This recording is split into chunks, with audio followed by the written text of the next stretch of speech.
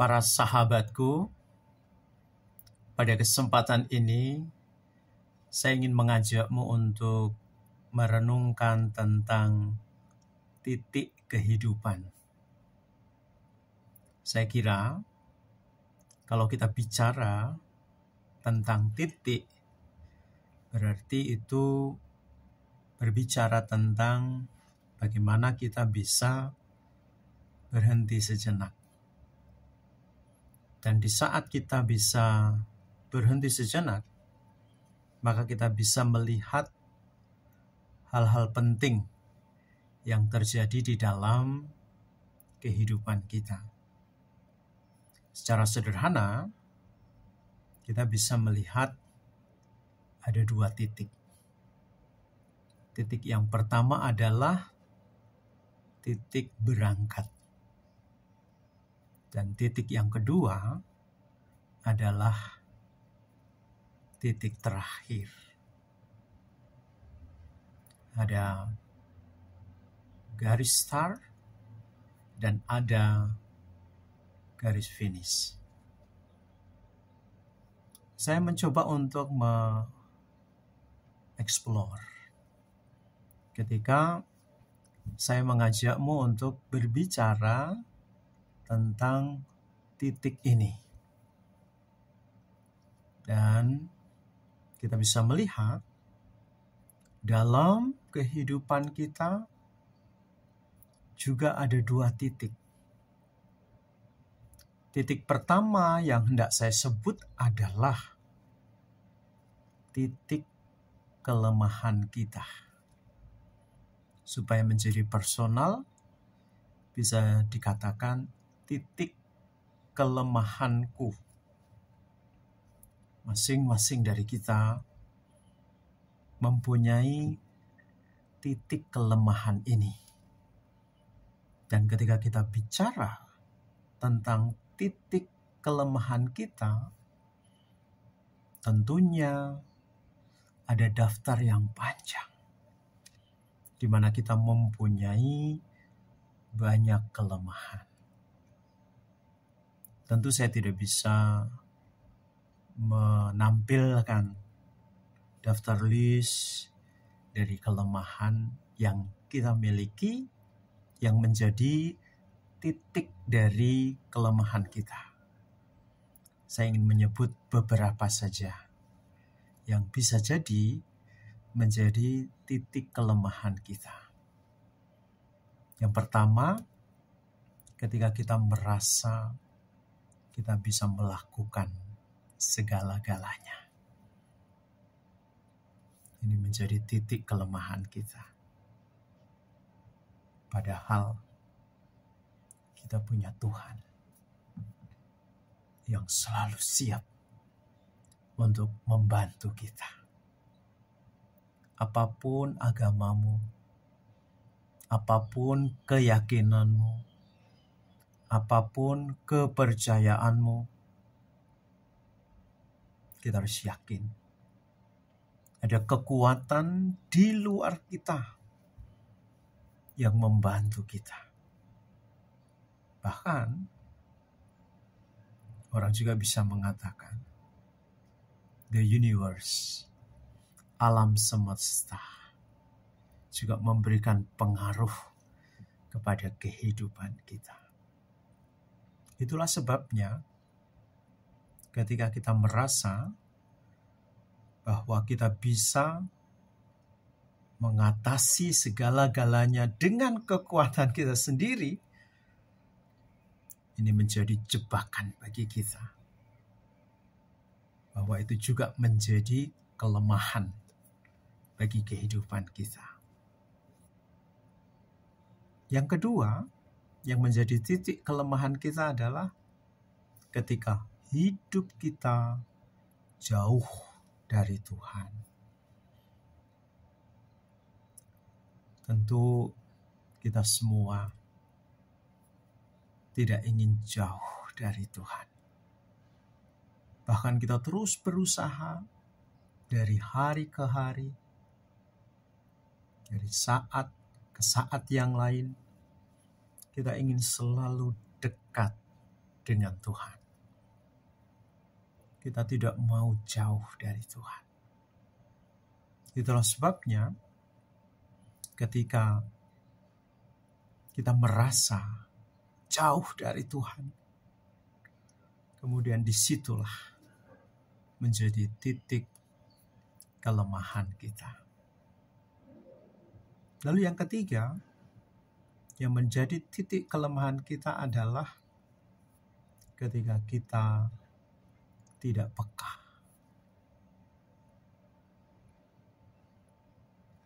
Sering terjadi dalam kehidupan kita tidak peka terhadap apa yang sedang kita alami, apa yang dialami orang lain, dan apa yang terjadi di sekitar kita.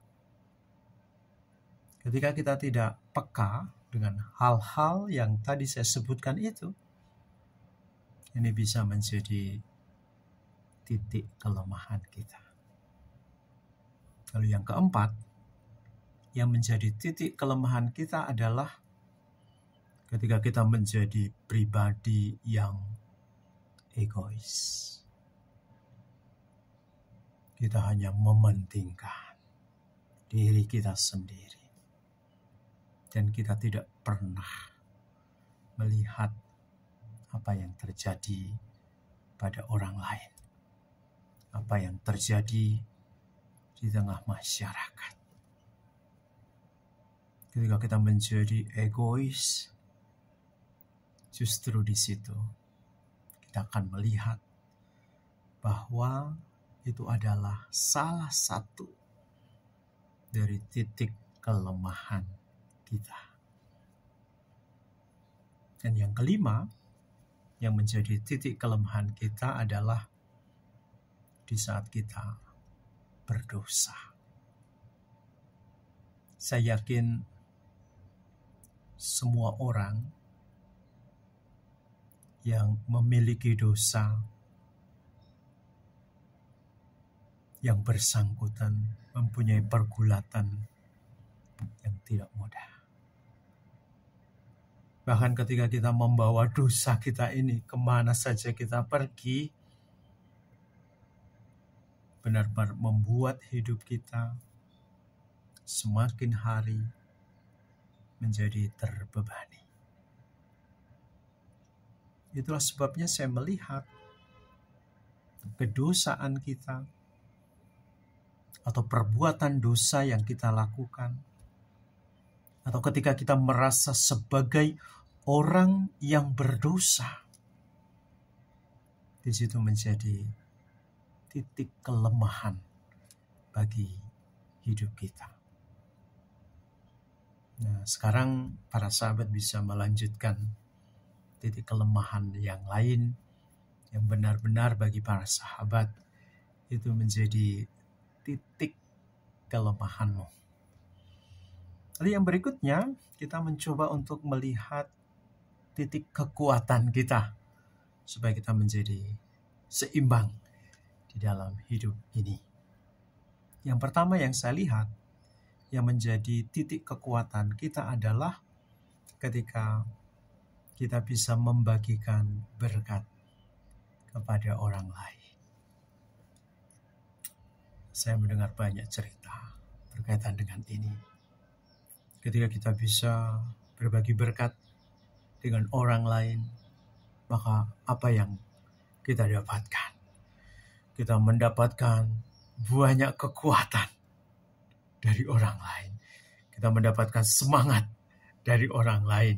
Kita mendapatkan motivasi yang sangat positif dari orang lain. Kita mendapatkan spirit yang baru dari orang lain. Dan itu menjadi titik kekuatan kita. Lalu titik kekuatan kedua yang bisa kita sebutkan di sini adalah ketika kita dekat dengan Tuhan. Tadi saya sebut di atas bahwa titik kelemahan kita adalah ketika kita jauh dari Tuhan. Dan titik kekuatan kita adalah ketika kita dekat dengan Tuhan. Masing-masing dari kita mempunyai cara yang khusus bagaimana bisa mengusahakan di dalam hidup ini kita semakin bisa dekat dengan Tuhan. Dan setiap agama yang kamu miliki pasti mengajarkan hal ini. Supaya melalui pengalaman doa, olah rohani, olah spiritual, kita diajak untuk semakin dekat dengan Tuhan. Kita dekat dengan Sang Pencipta. Kemudian titik kekuatan ketiga yang harus saya sebutkan di sini adalah ketika kita bisa tersenyum. Nah, tersenyum ini menjadi ekspresi dari banyak hal yang positif. Bisa jadi isi dari mengapa kita bisa tersenyum adalah ada rasa syukur yang luar biasa yang terjadi di dalam hidup kita.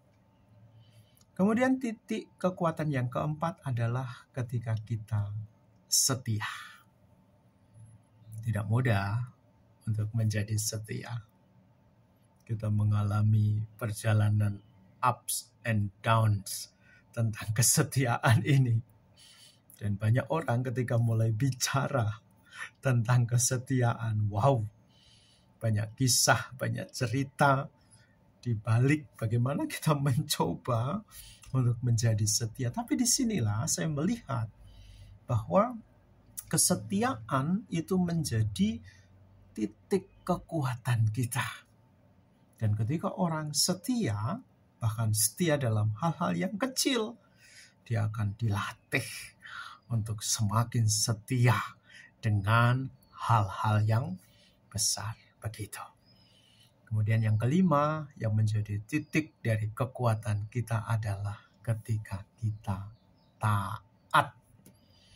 Kalau sudah mulai bicara tentang ketaatan ini ada nilai yang diperjuangkan. Dan saya sebagai orang Katolik, saya selalu mempunyai referensi untuk menjadi taat. Yaitu seperti Yesus yang begitu taat kepada Bapa.